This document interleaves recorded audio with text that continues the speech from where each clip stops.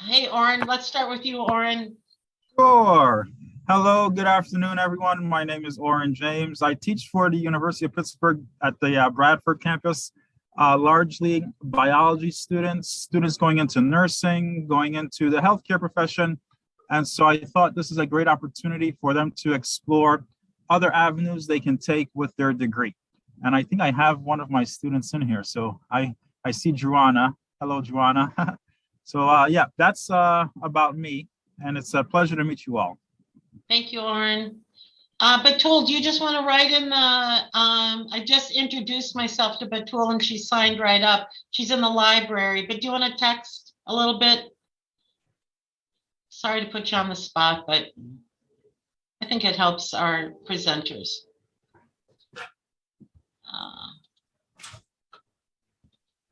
Let's see, chat. Okay, she's not, let's see. I'm going to go ahead. I know Batul writes for the Pitt News. And, oh, here she is. A sophomore media professional, communications, legal studies, double major. I'm also writer, news editor for the Pitt News. Fantastic. Joanna.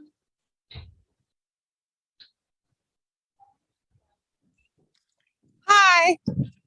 Hi, Joanna. My name's Drew Anna. Joanna, sorry. I go to Pitt. My major is nursing. I'm in the library too, so I can't turn on my camera. Okay. Thank you for joining us. Claire?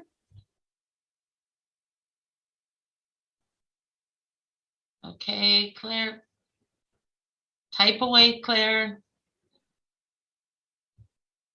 And then Carter.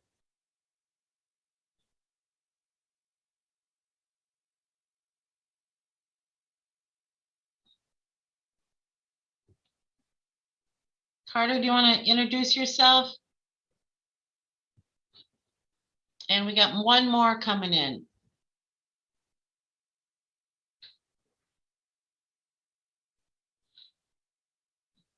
Hey, Margie.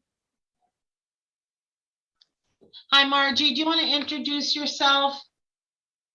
Yes, my name is Margie Lynch. I'm a current junior studying psych and with a certificate in global health, and I'm also a student ambassador for the Global Studies Center. So hi. Thanks. Okay, well, we will wait to hear from Claire and Carter if you feel like it, join in. So I'm happy you guys read about Jess and Eric. They graduated several years ago from Pitt. Jess went on to get her MA and has been a researcher, freelancer, writer for several news organizations. She's going to go into detail about that. And Eric Reidy graduated with a BPhil. I invited some of our BPhil students to join in here. Eric went on to live in Beirut and in India. He was also kind of a freelance journalist for some time, but he's now the migration editor at large for the new Humanitarian, and we are always so pleased to publish his articles on our Global Studies Facebook and all. Both of them have very interesting stories to tell. And so, Jess, how about we start with you and just tell us a little bit about how you went from your undergraduate to, you know, I don't remember us talking like, yes, I want to be a journalist, but it's been a while, so my head's a little foggy, but just tell us your career path. Yeah, no, I definitely didn't want to be a journalist when I first left Pitt. I think I wanted to be a sociologist or something. And then I went to Morocco for a while for research. And then I realized I didn't want to do that. And actually, so Eric and I were friends in undergrad. And I think Eric going and becoming a journalist in Palestine was what kind of made me realize I could do that as a job. And then so after, I did some research in Morocco. Oh, and that's when I started actually freelancing, because I realized that like if you can find a niche that people aren't writing about, then that's like an easy way to like start freelancing from nothing. And then moved back to Pennsylvania. I started working for an alternative magazine called Warscapes, which was about conflict and art and culture. So actually that felt kind of relevant for my global studies certificate, which was in conflict, and was the conflict focus.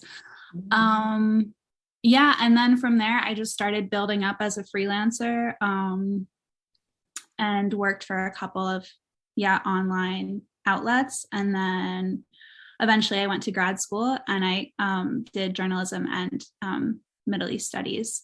And I've just continued from there, basically. How do you become a freelance? How does that work? Okay, so what I did was I started interviewing artists and musicians in the Middle East and North Africa, because I figured that, they're like artists are always looking for exposure. So even if you are nobody who's never written anything, they're going to be like willing to give you a chance because they want their name out there. And then because it was artists from the Middle East and North Africa, like there were a lot of English language publications who didn't have that kind of content, and they were kind of interested in it. So that's like kind of how it started. And I also I also started as a copy editor for Morocco World News. So that was the other thing. But I also think it's important to say, like the first two editing jobs I had, I did completely for free, basically for 5 years. So like I worked for a long time for free, and then would occasionally get these like little pieces in outlets. Like I think Middle East Eye was like the first bigger one that I got. So I just also think that it's important like to know that that's the case for a lot of people, I think. And how did you decide to go into graduate school, given the investment now? So I kind of was interested in doing journalism full time, but I knew that in order to get into a journalism MA where I could get funding, I would kind of need to build up my experience. So I had the editing experience, and I started building up my clips. So another kind of like niche, once I moved back to Pennsylvania, I started covering like anti-fracking movements for Vice. So that was like another case where like they didn't necessarily like have journalists driving to central Pennsylvania to cover those things. So I think I decided because I knew I wanted to do it as a career, and I felt like it would be difficult for me to kind of get to the next step without doing the grad program, especially because at least like in the kind of journalism world that I was in, like New York media is very kind of insular, and it's a lot about making connections, which I've definitely found like after having gone to grad school. So I ended up getting full tuition to go. And so that's kind of what made the difference in being able to attend. So did it help that you had the experience that you got that full tuition? Let's talk about the full tuition. Yeah. And I would say I would say for anyone who's interested in going to grad school, like you, especially a master's, because you don't need any degree to do journalism. So like, I would say that's a really important thing to consider, and to just try to make yourself. That's also why I did the program I did was called Global Journalism. And one of the reasons I applied to that one was because I knew that I had a kind of like an angle and direct experience that would make me like a better candidate rather than just applying for general news or whatever. Can I jump in here, Elaine, and ask a question as well? Yeah, please. Okay.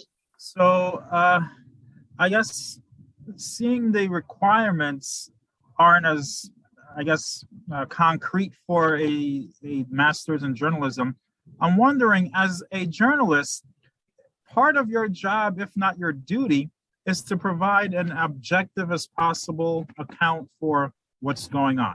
And I might be wrong, but whether it's supposed to be objective or subjective, do you believe that there should be some training at the undergraduate level to sort of balance that out for the journalist? Or is it still safe for journalists to readily go out there and just write without that in mind?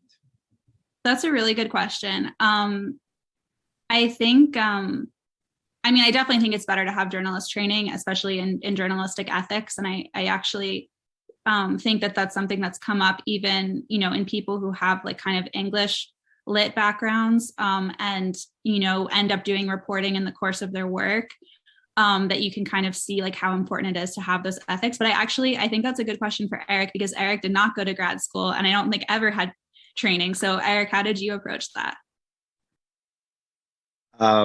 Yeah, it is a good question. I mean, how did I approach that? I think the sort of position I can answer that from better at this point is from like the perspective of an editor, because that's what I've been doing primarily for the last 2 years, is like editing other people's work.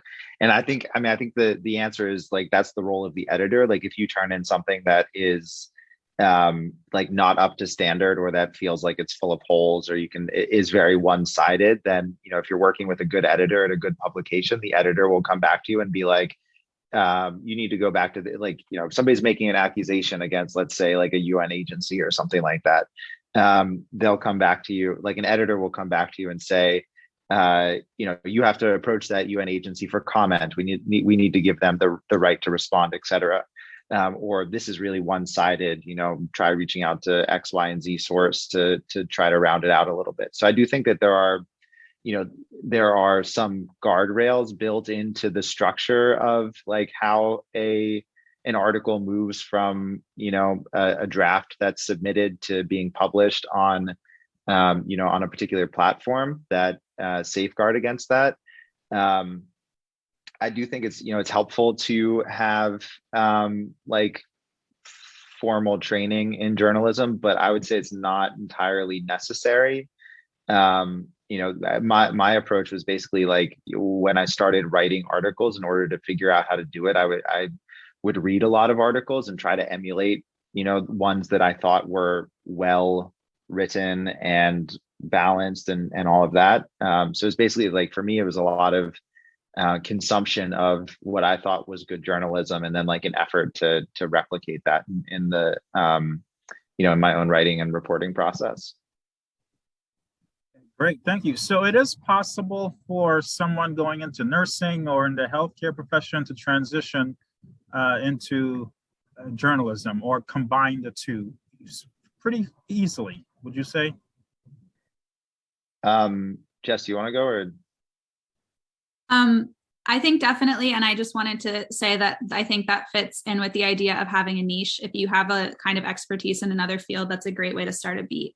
Eric, do you want to elaborate? Yeah, that's exactly what I was going to say. I mean, there are, the pandemic is a good example of, having a medical background. Prior to that, maybe would have been considered like, or reporting on medical topics might have been considered to be sort of like a particular niche. But now, having that type of background to report on the pandemic, which has arguably been the biggest news story of the past 2 years, absolutely a great foundation from that. And then there's also all sorts of things that, if you're talking about global health, there's the Ebola epidemic in West Africa, and there's like so many different examples all over the place of or healthcare access, whatever it is, having that background. People are like, okay, I have this background, but I don't necessarily want to work professionally as a nurse or a doctor, or in any of the other sort of offshoots that might most logically lead towards. I think there's definitely applications for that in journalism. Beautiful, thank you. Lauren, I wanted to ask you, because I am seeing, a lot of people in the healthcare field kind of branching out, getting into media, like I guess also because it's so accessible now, they don't need to go through journalistic circles. They can just make like a YouTube channel, whatever. Is that something that you talk about with your students, or that you kind of advise them in having these kind of like interdisciplinary careers? Oh, I don't go that far, because myself, I don't know the area or that field as good as I should in order to advise them on that. But what I do encourage is students to create blogs, create websites, to share their knowledge, and also engage with chat forums where there might be some, oftentimes the language of medicine frightens people to a point where sometimes they're relying on what is being said in chat rooms, and they respond to those things in a way that they shouldn't. So while we can't counter that 100%, I encourage my students to get in there and maybe offer their level of expertise and try to engage the audience as much as they can. That's as far as I've gone in terms of getting them outside of their niche, of their sort of comfort zone. But this is something that I think will be interesting for many of my students to explore. And seeing that it's fairly not as, they don't have to take boards or any major exam to become a journalist, I think that's also enticing. Eric, can you tell a little bit about your story and how you got to be where you are? Yeah, so I think a lot like Jess, I was not thinking about journalism per se when I graduated from Pitt. I graduated one year ahead of her. So yeah, and really, I had no idea what I wanted to do when I graduated. It was sort of, I did the BPhil track in the Global Studies department. So I was very busy with that up to the point of graduation. And when I graduated, it really sort of felt to me like, the roadmap that's laid out, that's relatively easy to follow up to the point of graduating from university ended, and I had not mapped out anything after that. And so the thing that really, gave me some direction in a way was the language requirement that the Global Studies, the Global Studies BPhil and also the certificate has. So I studied Arabic for 3 years, largely because of that. I'm not sure I would have applied myself to it otherwise. So I'm forever thankful that that's one of the requirements. And like Arabic as a language is so difficult that when I graduated, I was like, even though I did the BPhil, I think studying Arabic was more difficult than actually doing the BPhil. And I was like, you know what, if I think about where I want to be 5 years from now after graduation, I have absolutely no idea.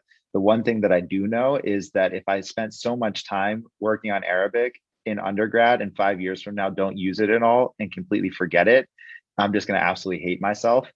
So my grand post-graduation plan was to go study Arabic in Beirut for 2 months after graduation. And during those 2 months, I ended up, so I had my Arabic classes in the morning in Beirut, and then, had the rest of the day to study Arabic and sort of do whatever I wanted with. So I was interested in getting connected with different things while I was there, and I ended up getting an internship with a Lebanese organization that does media and cultural freedom work, and so it was sort of their English language copy editor, was doing my own reporting for their website, was their photographer. So basically, like anything in English that was published on their website, I was responsible for. And I also was exposed to, like lots of journalists, international correspondents who were in Lebanon, but then also a lot of local journalists, Lebanese journalists, Syrian journalists.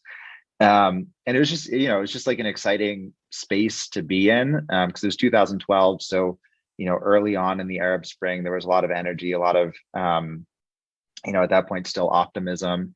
So I went from writing for this NGO's website to sort of asking myself if I would be able to get articles published on bigger platforms. And so at some point moved, like the following year, moved to the West Bank, to Palestine, and started trying to freelance from there. And one of the, sort of the point that Jess made about the niche, I think is a really good one in terms of getting your foot in the door. So I also sort of did like the arts and culture niche to begin with. And then when I was in the West Bank, I started writing about sort of the environmental impacts of the Israeli occupation of the Palestinian territories, which was sort of like it wasn't the political angle, it wasn't the sort of on the nose reporting about Israel and Palestine that you usually see. So I was looking at sort of the environmental consequences in the West Bank, which was a less covered sort of approach. And from there, it just sort of snowballed. I got 1, 2, 3, 4 articles published. And it's exciting. It's gratifying. The research, the reporting and research process, I really love, which is something that the global studies background really helped with. Also, even if it's a slightly different application of it, but the process of being able to do research and write and figure out ideas on paper, it's transferable. Whether it's a BPhil or an article, a journalistic article, the writing is obviously different. The research process looks a little bit different, but I think there's it's not a huge jump between the two. So that's how I got started. And then I spent the number of years that I spent freelancing that Elaine alluded to in the beginning. It was like 7 years that I was freelancing. It's only been the last 2 that I've been working as an editor for the most part. And that transition was helped along by the pandemic, which pandemic and good luck, which coincided with each other. And a couple of things. I mean, there are a lot of bars of entry into journalism. Pay is pretty low. And there's especially getting in as a freelancer, there's a lot of instability. So the only way that I was able to work as a freelancer and support myself for those 7 years was, one, I was fortunate to graduate from undergrad without student debt, so I didn't have loan payments breathing down my neck, and 2, I was living in places where there was like a very favorable cost of living to a US dollar to like local currency cost of living ratio. So I was, I was paying like $200-300 a month in rent, so I could sell 2 stories a month and make enough money to live, which in the US is, not possible if you're living in any major city. So I would say that's like a big factor as well. And then I guess the last thing before I stop rambling here, I would also say there's Jess and I both took the freelance path into journalism, which there's a lot of there's a lot of positive aspects of that, and there's a lot of freedom in it, and it's exciting and dynamic. Sort of the other path that I've seen people take into journalism is through internships, or through there's like a bunch of programs with particularly like the different wire services, so like AP, Reuters, AFP, and the people that I've seen who started like around the same time that I did, who have now become newspaper correspondents for like the Washington Post or New York Times, or or are still working for the different wire services, who have more of a have had more of a stable career path in journalism, sort of took that path in. Maybe they worked for like a local paper like Morocco Global News or something like that, or like the Daily Star in Lebanon, but then made their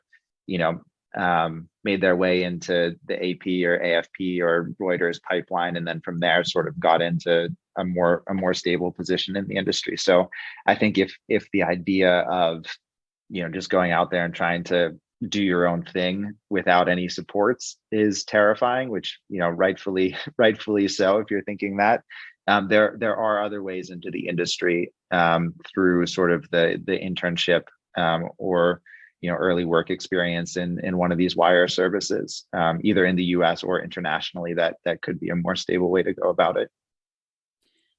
Yeah, I wanted to add to that. I also see a lot of because I know that there's people who work for the Pitt News here, and that is a great on-ramp into working for other local news outlets. And if you're interested in doing foreign reporting, people like the big outlets still hire correspondents from domestic reporting. So you can look at, for example, Vivian Yee at the New York Times. She came up through like domestic reporting and then got sent to the Middle East.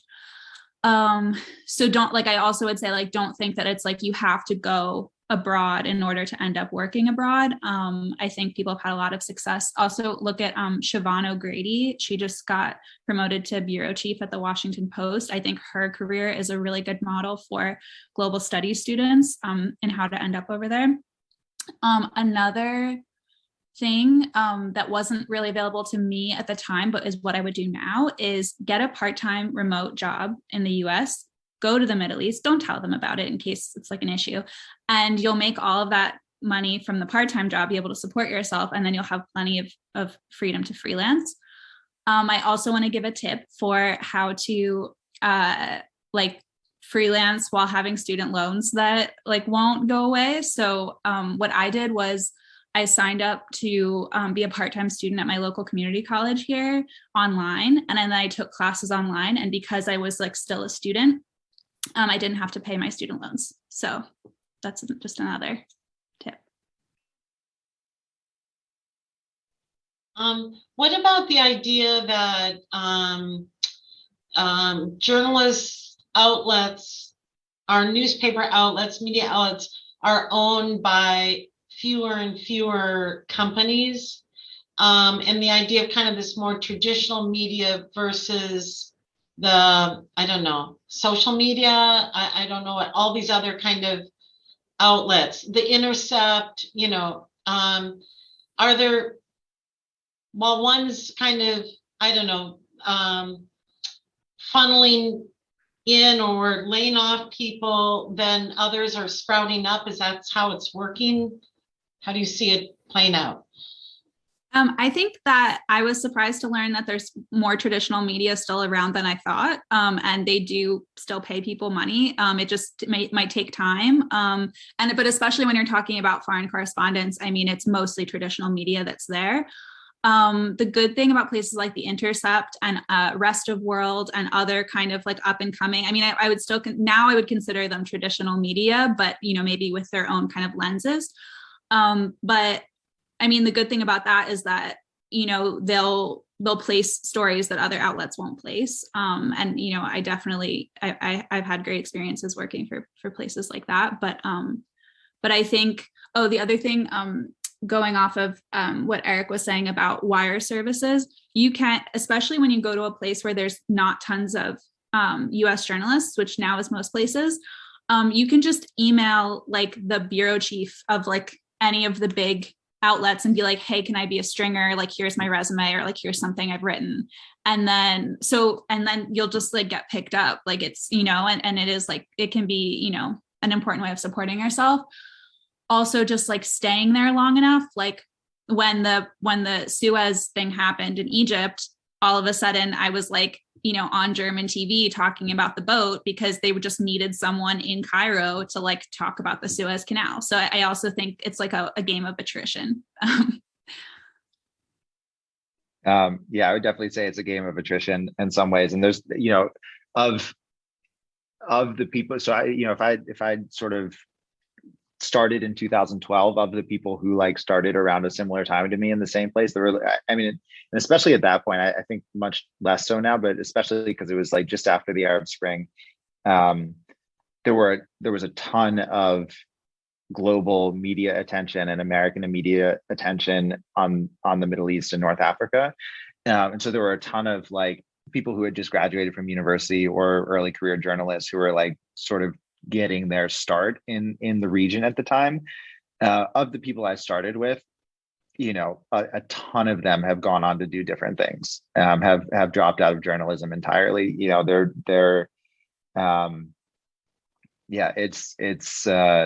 definitely a ton of attrition. So I think, you know, and some people like that might dissuade some people from trying it, but I think the people who have done that and like eventually dropped out, you know, spend, even if it's like 2 or 3 or 4 years that you know, try to make it work, and maybe you'll have some success and maybe you'll have some failures and it'll be frustrating. Like even that time period of like trying to make it work, I don't know anybody who like regrets the time that they put into journalism, because the work is so interesting and the experiences and the places that you go to and the people that you talk to are also valuable, that, you know, even if it doesn't end up becoming like a 40-year career, I think it's still worth giving it a shot if it's something you're really interested in.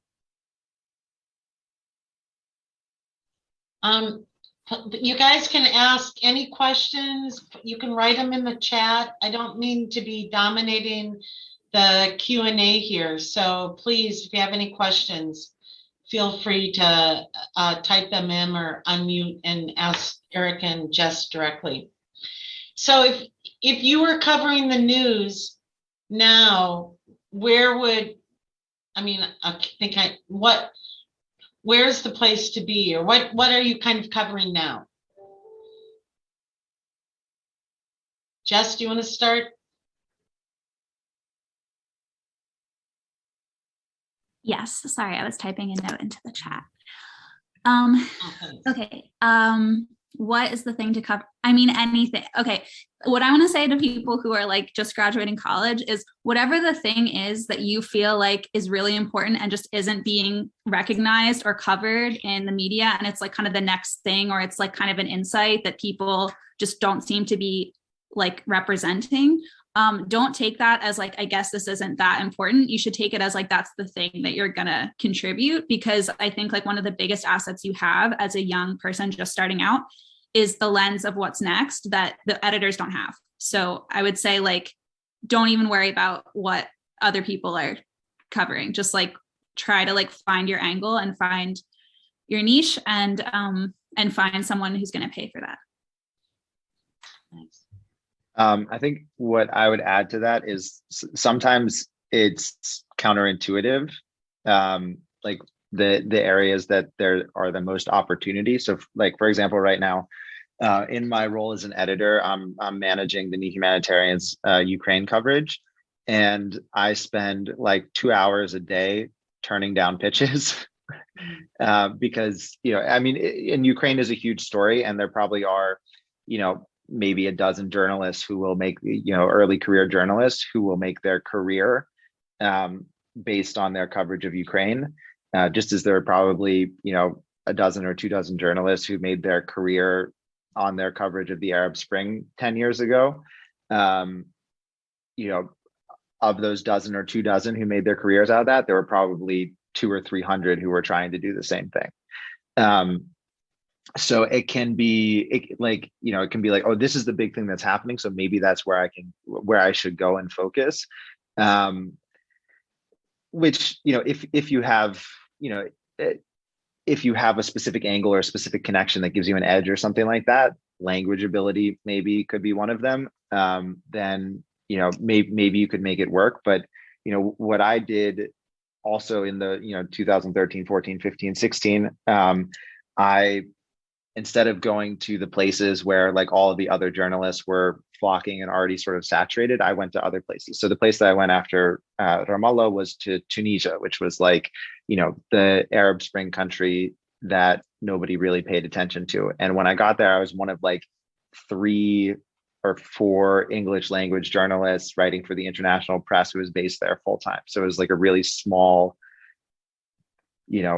pool of people that I was swimming in, and it was relatively easy to establish myself as like the person for a number of outlets who was writing about Tunisia. So I think that it can be counterintuitive. What looks like the big story might not be the best place to get your foot in the door unless you have the resources and the connections that like give you an advantage over everybody else who is going to do the same thing, because there are a ton of people who are, running towards the big story.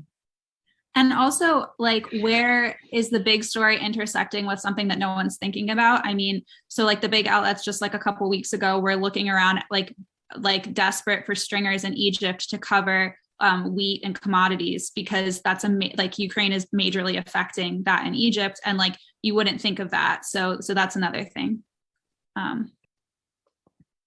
Right. I guess another coming up from this whole discussion is, what is the scope of journalism and its relation to media? So in journalism, I'm thinking someone will write a story and then it's presented either on the radio or on TV.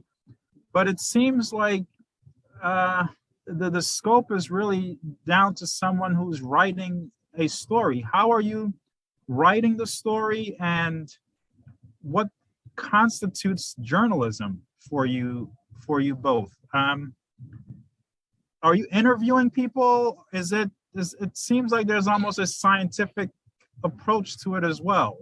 Like what are you actually doing when you're doing your job?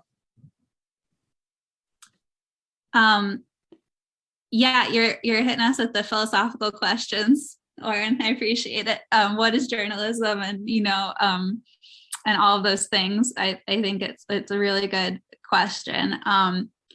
I just want to, because I'm sure Eric has a more methodical approach, as the senior journalist here. So I just want to say that my approach is basically, I look around online, I look around in life wherever I'm supposed to be reporting, and I just think of stuff, and then I go, I wonder if that's a thing, and then I look it up and see if anyone's reported on it, and then I text someone and say, is this a thing? And then if they go, I think that's a thing, I just pitch it as a story. I'm like, this is happening. And then I find a few people who will have something relevant to say about it, and I call them up, and then that's it. It's very ad hoc when you're a freelancer. Yeah, I will say that, in a lot of ways, that has been my process in the past as well. Is you sort of immerse yourself in an environment, and then you're like, is this a story? Is anybody talking about it? And you sort of throw it around, and people either pick it up or don't. I will say, in terms of I think what both Jess and I are talking about in terms of journalism is we're both feature news writers. That's the type of journalism that we do. So we write articles that range between 1,000 and 3,000 words in length, probably most of the time. And, there's a whole research process that goes in behind that. And, in terms of the format of journalism, for a piece like that, you're talking to probably a minimum of 3 sources, anywhere between 3 and 20 sources, depending on what type of piece that you're writing. And then you're backing all of that up with research material, and the research material that you're using depends on, different outlets have different fact checking criteria in terms of what counts as a source. If you're writing for a big magazine, it has to be a primary source, which is similar to academia. If you're writing for, an online news outlet or something like that, it just has to be a reputable source. It can be another news outlet with a good reputation, or something like that. So but I think in terms of the methodical answer, the material thing that we are doing is, we're writing articles somewhere between 1,000 and 3,000 words, and we're, interviewing somewhere between a handful to dozens of people for those articles, and doing background research to build up the context and the the broader picture of what's happening, and sort of the statistical and factual framework for it. It looks like Margaret has a question. Okay. I was going to ask, how much research do you guys do before writing an article, and how do you establish a solid knowledge base, of general information? And how long does that usually take to write out and publish? Yeah, that's a really good question. I think it depends on whether I'm pitching something that's breaking news, or I'm pitching kind of a slower take, because if I have a scoop or some very timely thing, I would say I don't need to do that much research before I pitch, because what's going to sell it is that I have information that no one has yet, versus when I'm pitching a more investigative piece, I kind of do have to do a lot of research ahead of time to make sure that this thing that I'm looking into has merit, because you're going to need to convince the editor that it's a real thing. I did a long feature about a nonprofit last year, and I think I probably talked to 10 people and did a good amount of background research before I presented the pitch. Eric, what would you say? I would say it depends. So I think the question about how long does it sort of take to build up background knowledge is a good one. And so what I've been writing and reporting, and the editing that I manage for the New Humanitarian. It's about migration and refugees. I've been reporting about that since 2015, almost exclusively full time. So over that time, the amount of research that I was doing to understand the context of migration in the Mediterranean in 2015, when I was working on like the first stories about it, was like exponentially more than now, because now I've been immersed in that space for 7 years or however long it's been at this point. So because I'm like so immersed there, I can turn articles around faster because and come up with ideas for articles faster because I'm immersed in that space. Like when I first moved to Tunisia, the first articles that I was writing from Tunisia about the post-revolution, political transition that was taking place, I didn't know that much when I moved there. So the process of figuring out, what was actually happening, like it was a 24/7, research process. At some point, you sort of get a sense of what's going on, and that moves a lot quicker. And I would say that like my general process now is like 2 days to sort of solidify an idea. Once it's accepted, I do like a week of interviews and background research, and then I would like usually another 4 or 5 days to write the story. So I think in total, the type of articles that I like to write, which are like more sort of context heavy feature articles, that now they usually range between 1,500 and like 2,000 words or 2,500 words, that from like idea to publication, I think it's like about 2 weeks of work. If we don't have a question right now, I wanted to say 2 things. One is, so right now, most of my journalism money is coming from fact checking and research. And I think that that's something that people don't think about when they're first entering the field. But it can be, and I do think you kind of have to, in my experience, build up connections in the, like, or at least that's how I did it, is like directly through connections, not through like applying for jobs like that.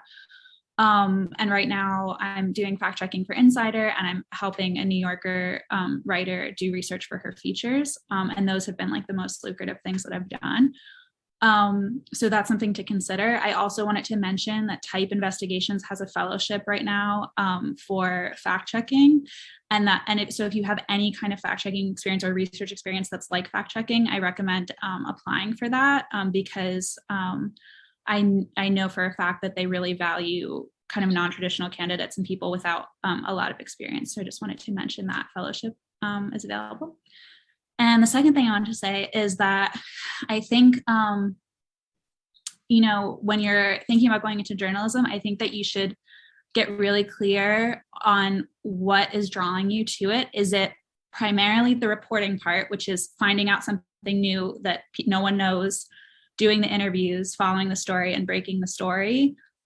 Or is it writing? And do you really like writing? And do you feel like you have something to say? Because I think that those are very different paths. And I actually think, so I would say I'm in like the second camp, which is like actually what I really like is writing. And so the problem that I have run into in journalism is that you have to do the reporting part. And that seems like an impediment to what I want to do, which is just write. And I think that if like I was giving advice to my younger self, it would be to pursue writing more like you were pursuing like stand-up comedy or like trying to break into film, rather than try to like go the journalism route to get to the thing that you want to do, which is really just writing. I feel like I'm finally getting to the place where I'm mostly doing writing, but I probably could have just started there. So I just wanted to mention that too. Yeah, I think building on that, like one thing that makes sense to me at least is like, if there is a particular type of content that you're drawn to consuming, that's probably the one that you're best placed to produce also in a lot of ways. So for me, it's like, it's always been the longer form reported features that I like to read, to try to understand, what's going on in the world around me. And so that's also what I like to produce. And it's also, like, my process of producing those articles is very much like drawn from trying to replicate the things that I've read that I'm like, this is, powerful and effective for me. So I think that's like a good thing to keep in mind also, of like, where should I be in this industry, is like whatever you like reading the most or producing or consuming the most, if it's documentaries or whatever it is, then that's probably the thing you're going to feel most passionate about producing as well. I know it's been a while since you guys were at Pitt, but are there any classes or things like, oh, I wish I had done, or this would be helpful? I know, Jess, you had said, the tools with the Pitt News, maybe those types of experiences. Yeah, I want to say that. So I moved to Beirut, like, I don't know, several years ago, and Eric lived like down the street from me. And I remember that we had like a talk on his balcony about Arabic, because I also studied Arabic at Pitt and after that, and lived in multiple Arabic speaking countries.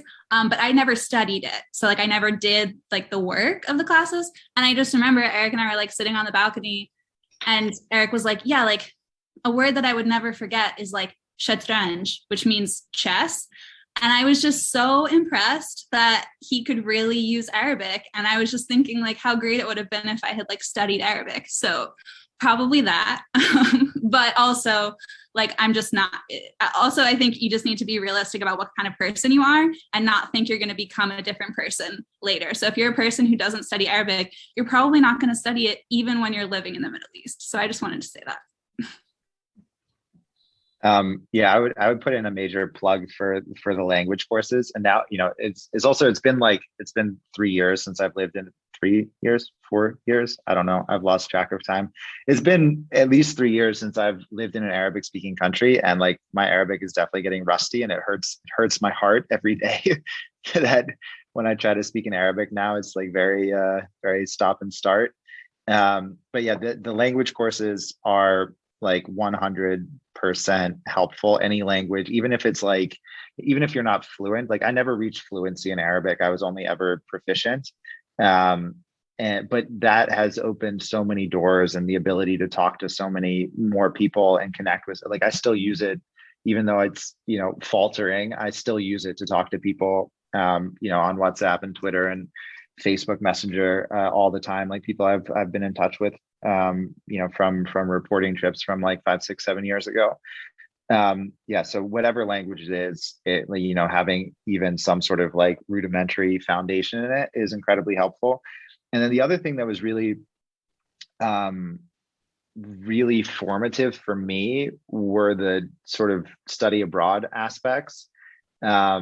So for my, like, I don't know if it's for the certificate or if it's just for the BPhil, but I had to do like either do a semester or a significant time in the region as a requirement for my BPhil, which I think this is like, I don't know. I think I might be the only person who's done this, but I went and did a volunteer program in the West Bank for my BPhil requirement. And I remember Elaine at some point saying like, maybe that should not have been allowed, but that's what in this day and age, it wouldn't be allowed.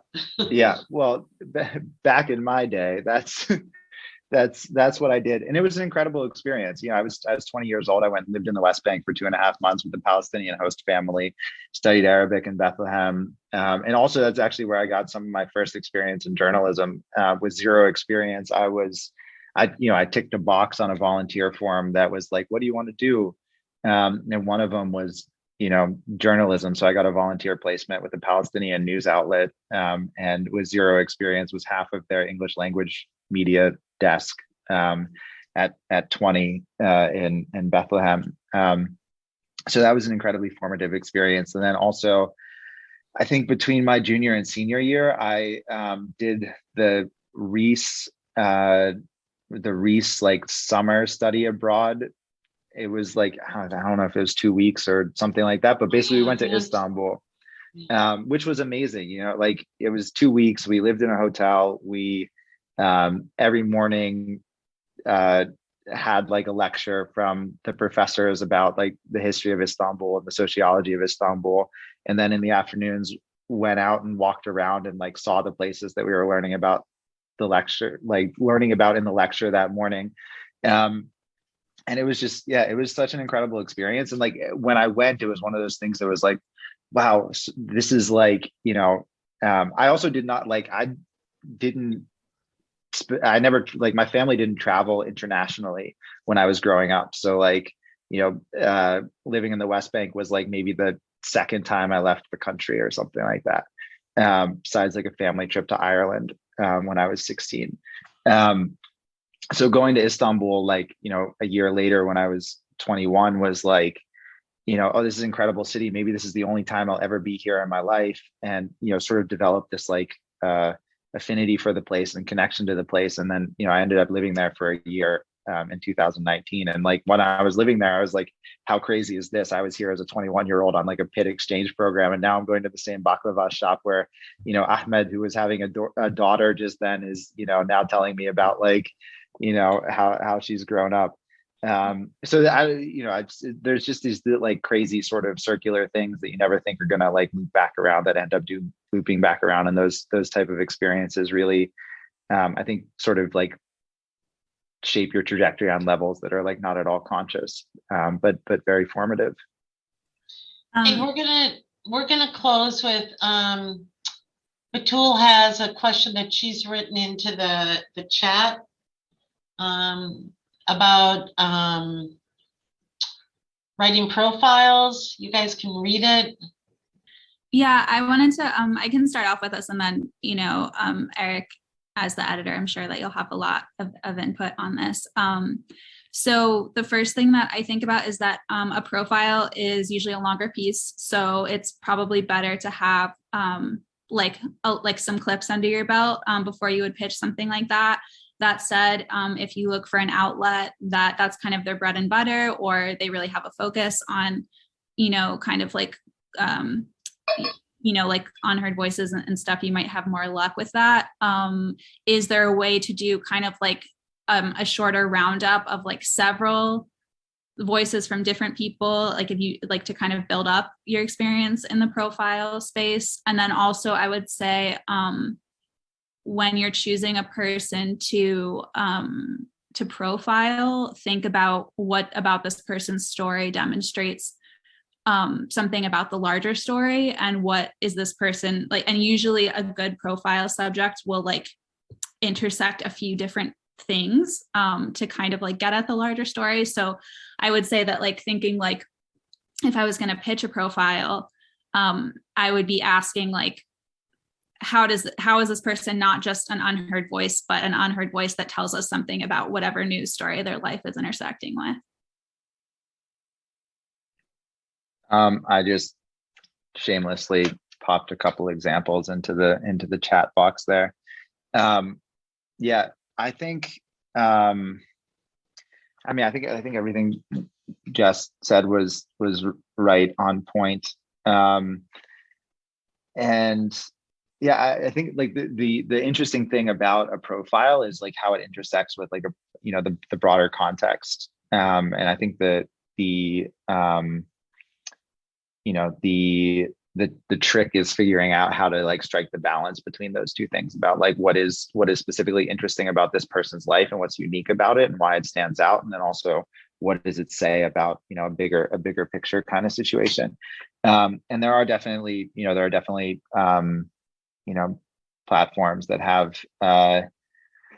different interests in it. So I mean, for humanitarian crises, the new Humanitarian is a good one to look at because that's specifically what we do. And then there are also there are sometimes these stories also have like they can have bigger resonance beyond like sort of the niche publication. So the first article I put in the box here is about Saddam Mardini, who's like a Syrian refugee whose sister is an Olympic swimmer, Yusra Mardini, and basically it was her story of going back to the Greek island where they landed in 2015 to like work with refugees, and then she was actually arrested and like prosecuted for her volunteer work. And so I wrote this article in 2019, and the New York Times Magazine published a profile of Sara like 2 weeks ago or something like that. So I wrote it for the New Humanitarian, and then, it's become, it's moved beyond the niche of interest of the New Humanitarian, and, it's now in the New York Times Magazine. So I think that you can sort of look at anything along the spectrum of that. Probably easier if you're just starting out to pitch it to a place like the New Humanitarian, because we will take we'll take things from writers who don't necessarily have like the clips or the background, but if it's a great story idea, we'll work with people, and we're sort of committed in the editorial process, because we also work with a lot of people whose native language is not English. So we are committed to putting the editing time in to make things work. And so I think it's important to find that also. Like, I guess this is another just general point about journalism also, like something that I feel like is important to learn as an early career journalist is that what you see on the page that's published is almost never what the journalist wrote in their first draft.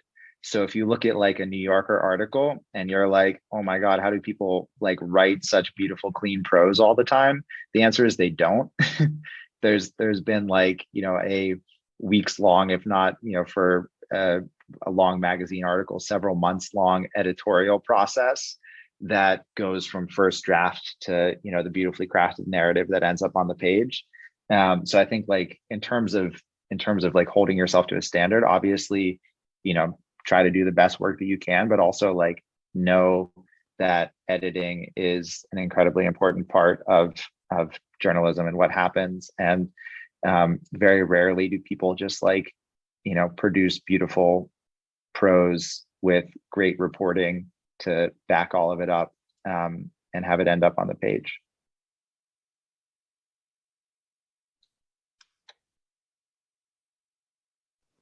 You're muted, Elaine. Yep. Let's see. Are there? I'm going to close this out because I promised that it would be 1 hour. But I can provide your contact information if the students are curious and have additional questions that might come up, that they could contact you. Would that be okay? Yeah, I would love that. Okay, Yeah, thank you. for sure. So here, I'm going to put in the chat my, here's my email, Global Studies. You can contact me. We have, just going to pitch out we have about, 15 additional events as part of the Global Career Week. We're pleased to have Eric and Jess kick this whole series off. My team, my colleagues and I wanted to have a diverse group of professions.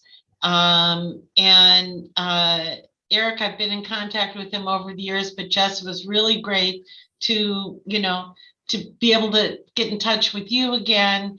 And hey, sometime I'd love just to talk about Cairo because, it is my adopted city. So, but anyway, I want to thank you all and best of luck with continuing to cover this important news that you do and the stories that you share.